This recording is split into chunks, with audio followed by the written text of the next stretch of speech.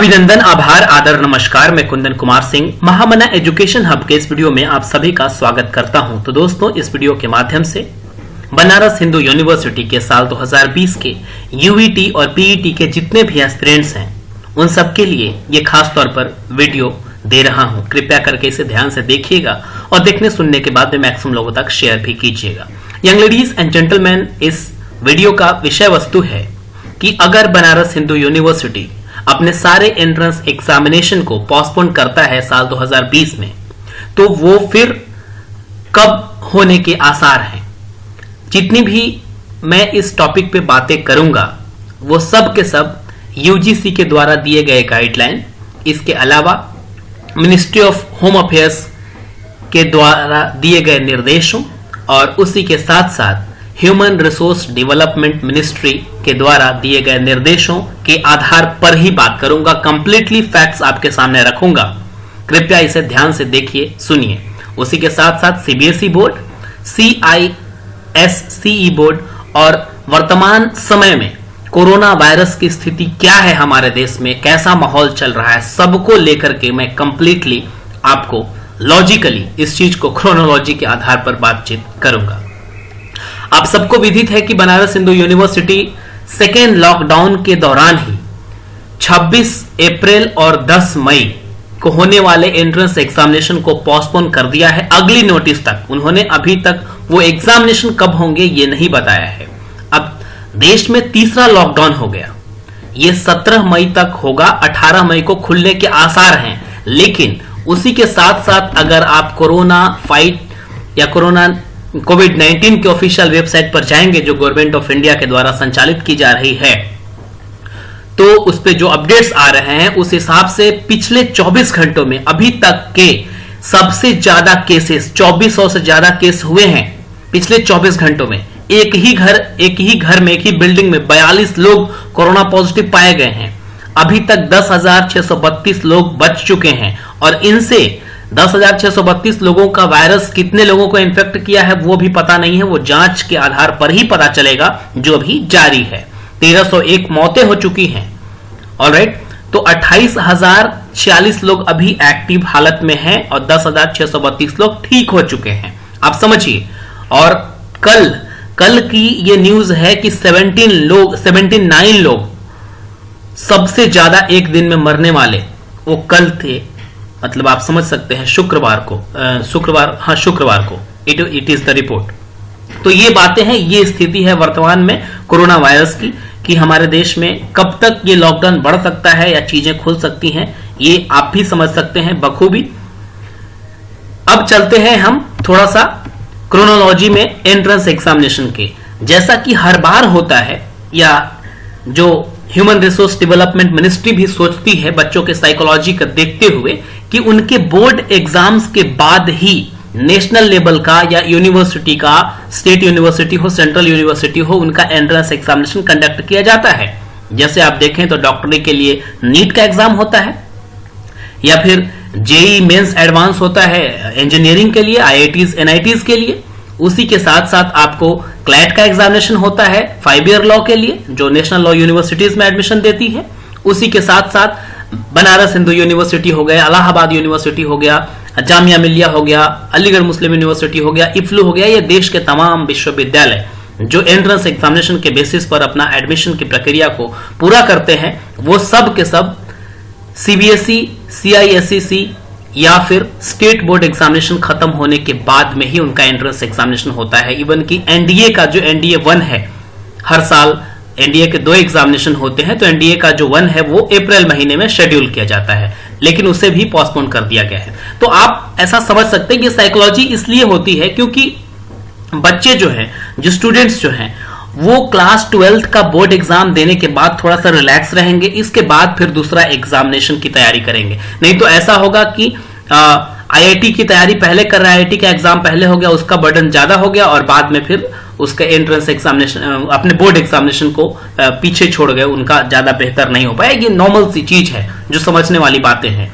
अब हम आते हैं सीबीएसई के थोड़ा सा शेड्यूल पे। सीबीएसई के जो एग्जाम्स थे बोर्ड के चल रहे थे तो 19 मार्च से लेकर के 31 मार्च के बीच में जितने भी एग्जामिनेशन होने थे उनको पोस्टपोन कर दिया गया है अनिश्चित काल तक के लिए। और अगर वेबसाइट को देखेंगे तो वहां पर क्लियरली ये नोटिस दी गई है कि वो जब भी जो बचे हुए एग्जामिनेशन है जो शेष रह गए हैं उन्हें जब भी दोबारा लिया जाएगा तो उसके 10 दिन पहले सभी बच्चों को विधिवत सूचित किया जाएगा कि आपका एग्जामिनेशन इस तारीख से स्टार्ट हो रहा है। 10 दिन के बाद ही उनका एग्जामिनेशन लिया जाएगा।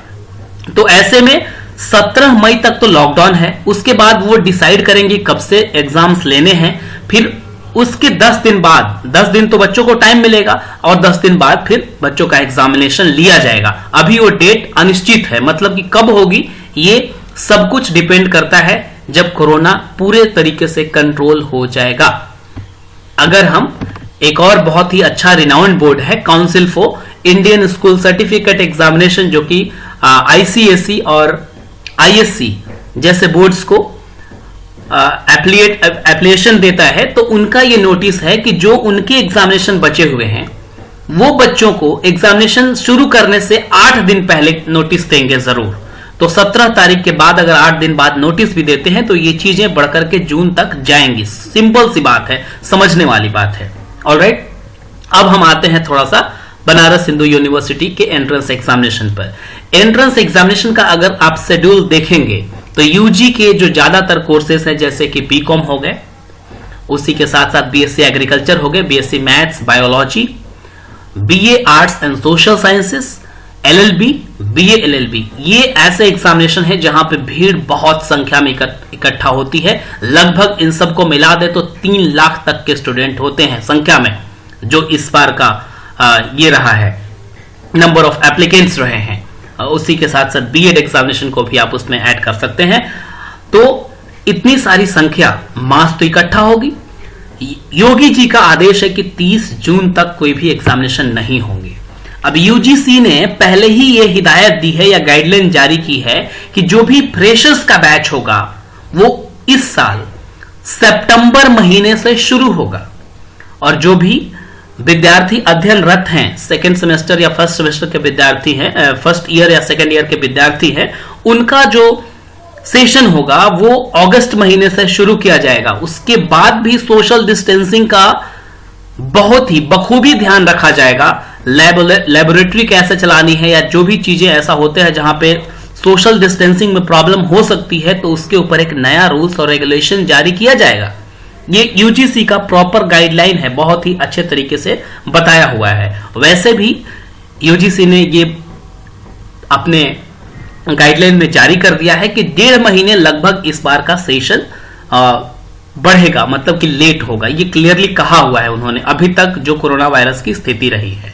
तो ऐसे में देखते हुए हम यही उम्मीद करते हैं कि जो बीएचयू एंट्रेंस एग्जामिनेशन को अगर पोस्टपोन करने के बाद रीशेड्यूल करता है तो वो कहीं ना कहीं सीबीएसई, सीआईएसई बोर्ड एग्जामिनेशन के होने के बाद ही लेगा। ऑलराइट, बाकी डिसीजंस उनके हाथ में है। कंट्रोलर ऑफ एग्जामिनेशन अभी भी तैयार है कि वो एग्जामिनेशन ले सकते हैं, लेकिन देश की स्थिति ऐसी है कि वो नहीं सकते। बस दिक्कत यही है, समस्या यही है।